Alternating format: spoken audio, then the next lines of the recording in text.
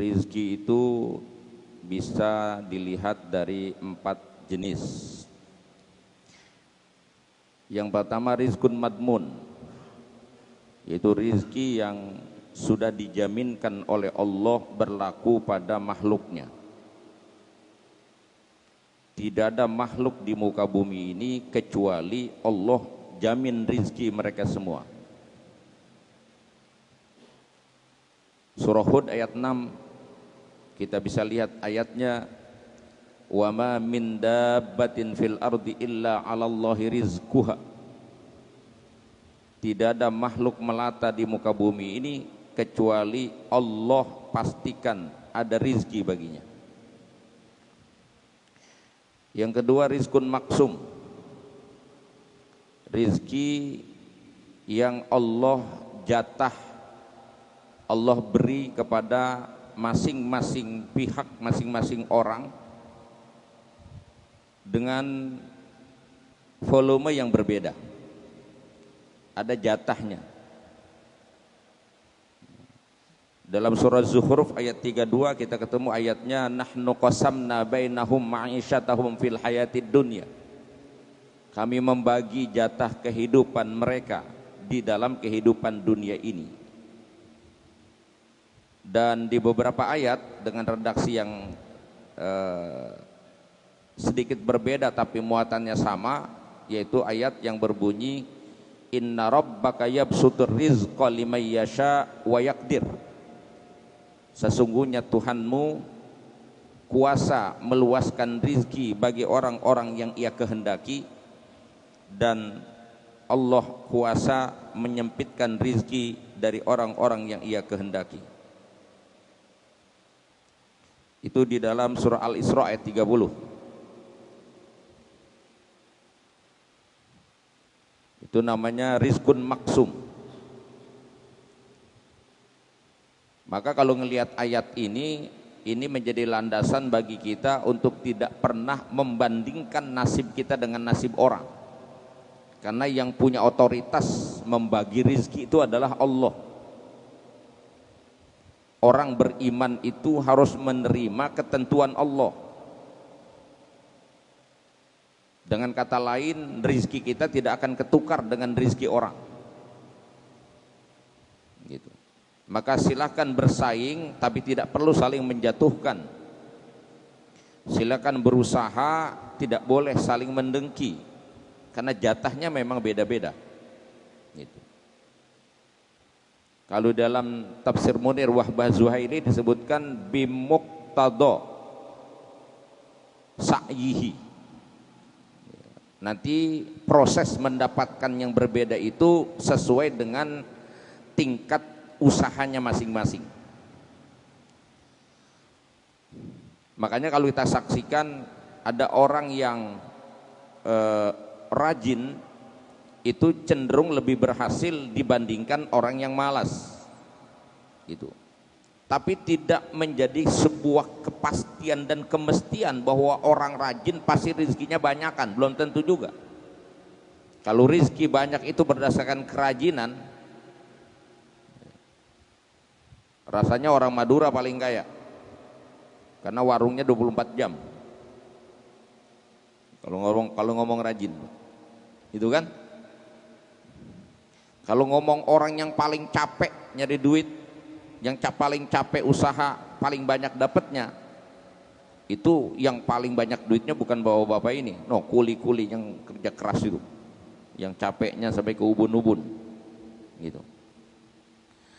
Nah, itu hanya sebagai indikator saja. Sunnatullahnya orang kalau mau dapat sesuatu harus mencari, gitu. Namanya ikhtiar. Kita paham dalam agama ini ikhtiar itu menjadi penting, gitu. Jadi yang pertama tadi rizkun madmun, yang kedua rizkun maksum, yang ketiga rizkun mamluk, rizki yang Allah kuasakan kepada kita tapi tidak boleh kita pakai. Ini harus kita berikan kepada orang lain. Itu ayatnya wa fi amwalihim haqqun lis-sa'ili wal mahrum. Di dalam harta mereka orang-orang kaya ada milik orang-orang miskin baik yang meminta maupun yang tidak meminta.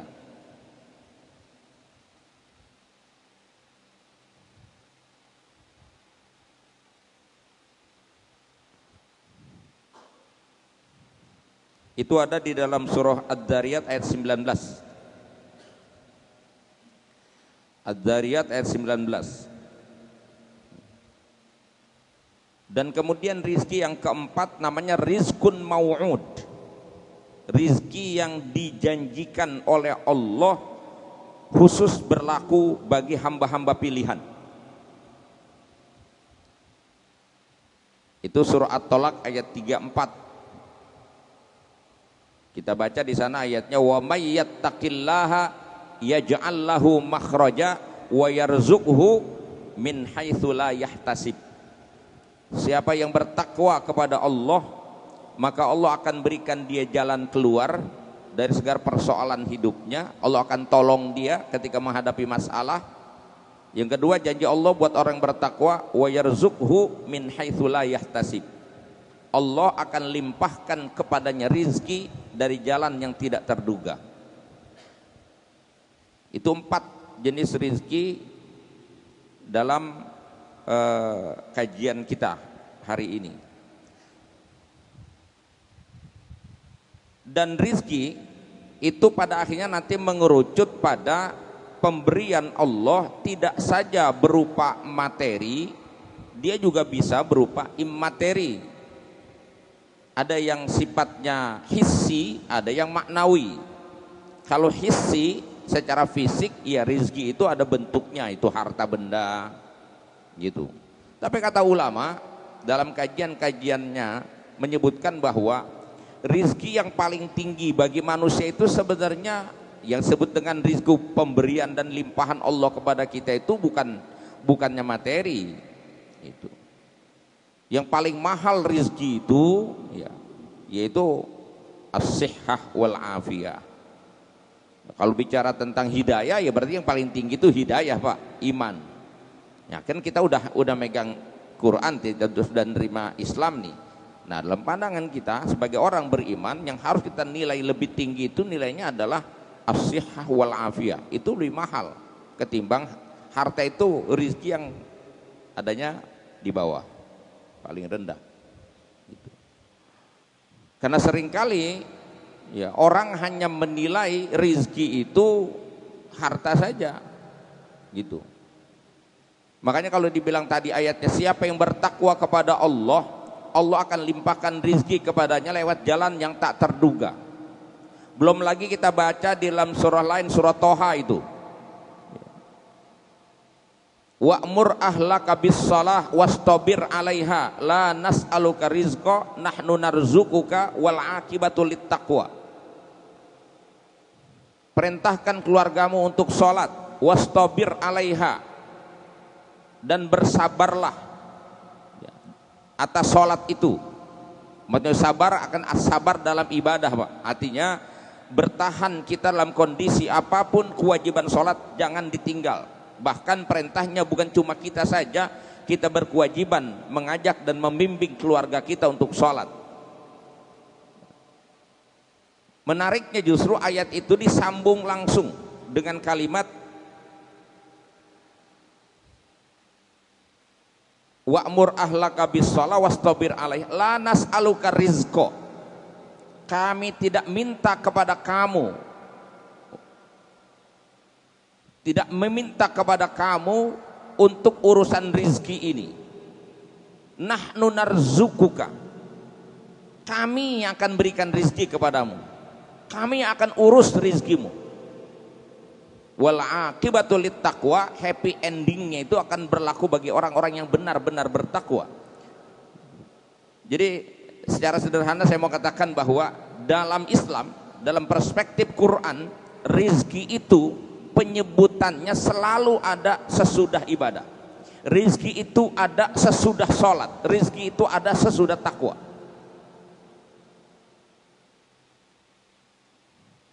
Coba aja Bapak baca Quran. Ya ayyuhan nasu'budu rabbakumul ladzi khalaqakum wal ladzina min qablikum la'allakum tattaqun alladzi ja'ala lakumul arda firasya was samaa'a binaa'a wa anzala minas samaa'i maa'a fa akhraja bihi minas samarati rizqan lakum. Seruannya, wahai manusia, u'budu rabbakum ay wahidu rabbakum, tauhidkanlah Tuhanmu, esakan Tuhanmu, beribadalah kamu hanya kepadanya dan hanya untuknya, karena Dia Tuhan yang telah menciptakan kamu. Jadi perintahnya ibadahlah. Kalimat nanti ada ujungnya sono, rizqan lakum, tuh di belakang adanya. Tuhan yang telah menciptakan kamu dan menciptakan langit dan bumi, menciptakan, menurunkan hujan dari langit, yang dari situ akan menumbuhkan tumbuh-tumbuhan, yang menghasilkan buah-buahan dan biji-bijian, dan itu semua kata Allah rizqan lakum, menjadi rezeki bagi kamu. Jadi penyebutannya u'budu dulu baru rizqan, ibadah dulu baru rizki. Surah At-Talaq tadi, wa may yattaqillah yaj'al lahu makhraja wa yarzuqhu. Siapa yang takwa kepada Allah, Allah akan berikan dia rizki. Surah Thaha menyebutkan perintahkan sholat, laksanakan sholat, bersabarlah dengan sholat, kondisi apapun jangan kau tinggalkan sholat, maka Allah jamin rizki. Itu kan ayatnya gamblang sekali, bukan ayat-ayat yang bukan ayat-ayat yang memerlukan penafsiran terlalu mendalam. Ayatnya jenisnya ayat yang sharih, bukan ayat muhkamat, bukan ayat mutasyabihat. Ayatnya ayat muhkamat, ayat yang sharih bahasanya. Sharih itu artinya jelas, mantuknya dan mafhumnya jelas sekali. Jadi ya rizki buat kita orang-orang yang mengaku beriman kepada Allah itu tidak jauh sebenarnya dari urusan ibadah, ketakwaan. Lalu nanti kalau timbul pertanyaan, bagaimana orang-orang yang tidak mau ibadah? Bagaimana dengan orang-orang yang tidak taat? Bahkan orang-orang yang tidak beriman kepada Allah, nyatanya dalam kehidupan kita sehari-hari kita bisa temukan, tidak jarang kita temukan nasib mereka lebih baik dari kita. Paham gak maksudnya, Pak? Kan tadi rizki dalam perspektif Quran itu ada sesudah ibadah, rizki dalam perspektif Quran ada sesudah takwa, rizki dalam perspektif Quran ada sesudah sholat. Itu artinya orang yang rajin ibadah, orang yang takwa, orang yang sholat, rizkinya lebih baik dari orang yang tidak seperti itu. Tapi dalam realitasnya justru kadang kita lihat ada yang tidak sholat tapi usahanya lancar, bahkan yang tidak beriman hari ini lebih leluasa mempermainkan kita, begitu. Artinya mereka lebih mengendalikan kehidupan dunia. Terus apakah ada ta'arudnya dengan ayat ini? Ada kontradiktifnya dengan ayat Quran? Ya tidak. Karena yang Allah bicarakan adalah rizki. Maka itu tadi pemahaman kita tentang rizki, jangan berfokus kepada duit, Pak. Kenapa hari ini kita selalu memandang rizki itu duit? Karena memang kita telah terbentuk oleh pola pikir materialisme, yang segala sesuatu itu diukur dari materi.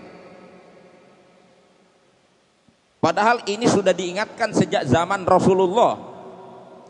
Ketika kita membaca ayat wa idza qila lahum anfiqu mimma razaqakumullah qala alladziina kafaru lil ladziina amanu anut'imu man law yasha'ullahu at'amah in antum illa fi dhalalim mubin.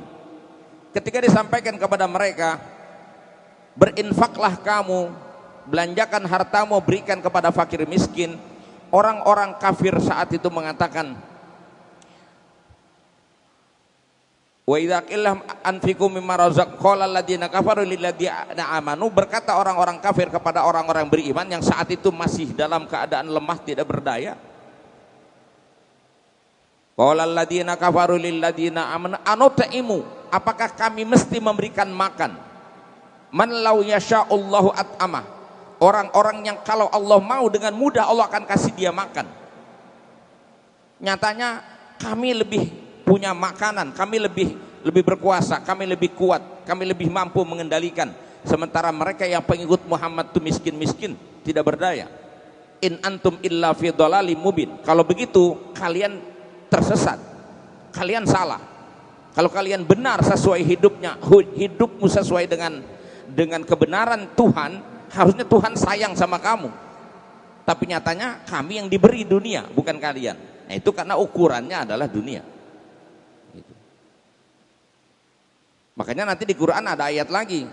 Fa ammal insan idza mabtalahu rabbuhu fa akramahu wa na'amahu fa yaqulu rabbi akraman. Manusia kebanyakan itu apabila diuji oleh Allah lalu diberikan dia wa akramahu wa na'amahu, dilimpahkan nikmat sebanyak-banyaknya kepada dia, fa yaqulu rabbi akraman. Dia berkomentar, ini berarti Tuhan sayang sama saya. Wa amma idza mabtalahu faqadara alaihi rizqahu fa yaqulu rabbi ahanan. Adapun manusia yang lain ketika diuji oleh Allah, disempitkan rizkinya, dia mengatakan Tuhan sedang melemahkan saya, Tuhan sedang menghinakan saya. Itu karena yang menjadi tolak ukurnya adalah harta. Padahal rizki tidak melulu harta. Sehat itu rizki. Anak yang soleh rizki bukan, Pak?